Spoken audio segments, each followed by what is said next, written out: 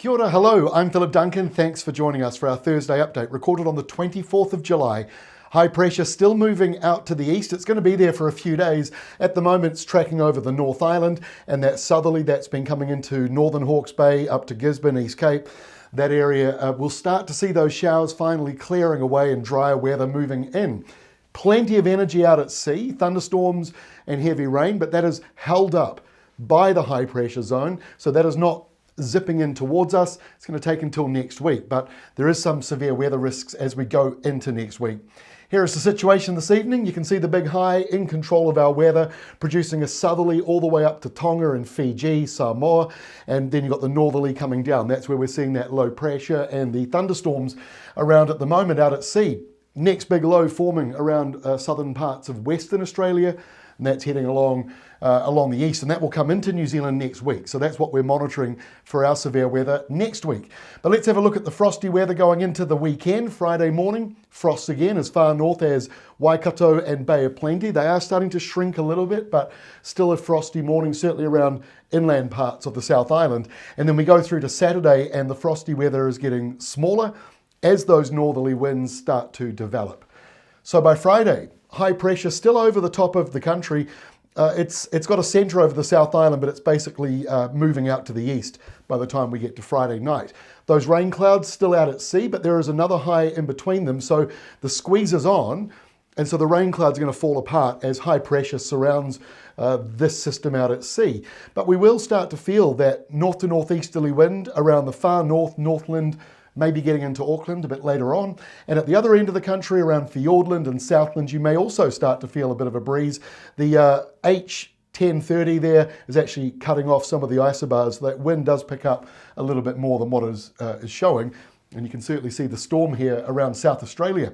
Saturday morning, frosty weather shrinks even further. So most main centres aren't looking quite as frosty on Saturday, and that will reduce further going into Sunday and Monday as those northerlies, subtropical in nature, will start to move in. So here on noon at lunchtime Saturday, subtropical nor'easters for the top part of the North Island, Auckland northwards, and then in the South Island, that same airflow curves around and comes into the lower half of the South Island. So it'll be a little bit milder on Saturday, some rain around Fiordland and South Westland, a couple of showers up here around Coromandel Peninsula, Great Barrier Island and the far north or northern parts of Northland as a nor'easter for you on Saturday. And by Sunday, the high has barely moved. So the placement is still here, giving dry weather, sunnier weather to the one part of the North Island in that northeast corner here that has had showers and southerlies most of the week.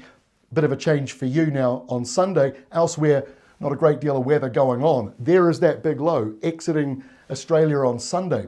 So by Monday next week, again, the high not moving much, actually getting stronger again, and now ballooning up into the tropics. That's why we've got this tropical airflow or a subtropical airflow moving down, northerly winds, milder than usual on Monday with this setup, and obviously sunny along many eastern areas. The hills and ranges block most of the clouds. So it should be some pretty good weather out there, but obviously the top part of the country, those winds starting to pick up as low pressure out around the Tasman Sea kind of moves in and against that blocking high.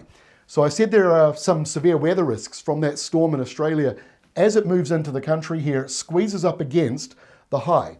So this map shows 24 hours of rainfall up until about lunchtime on Tuesday. The rainfall numbers are up here. So we're seeing some red kind of orange shading, 50, 60 millimetres coming through there, maybe even a little higher. Nelson, Tasman, back in that rainfall again, as are parts of Bay of Plenty in the top part of the North Island. Northland, the far north, perhaps the most exposed, and obviously some rain along the west coast. That's at levels that you'll be able to deal with. But we'll be watching this rain here very closely. On top of the rain, you've got these big, strong northwesterly winds. Now, that could still change a wee bit, but as this big high remains stuck out to sea, and you've got low pressure nearby, that is the squash zone coming out of the subtropics. So wind-wise, this is lunchtime Tuesday, these areas in purple coming in around Auckland and Northland, Great Barrier Island and Coromandel down towards eastern Waikato, maybe around the Central Plateau and possibly Farewell Spit. This could still change. The shape of the high just has to move a wee bit, and the winds could turn more northwest or more northeast. That affects different areas. So we're keeping an eye on this, but certainly some windy weather around Tuesday of next week.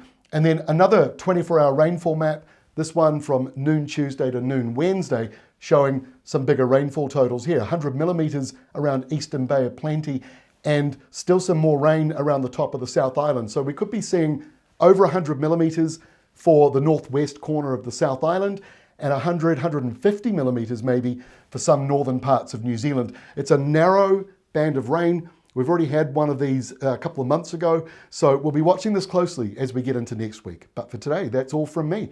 I'll see you again tomorrow, Friday, with our next update.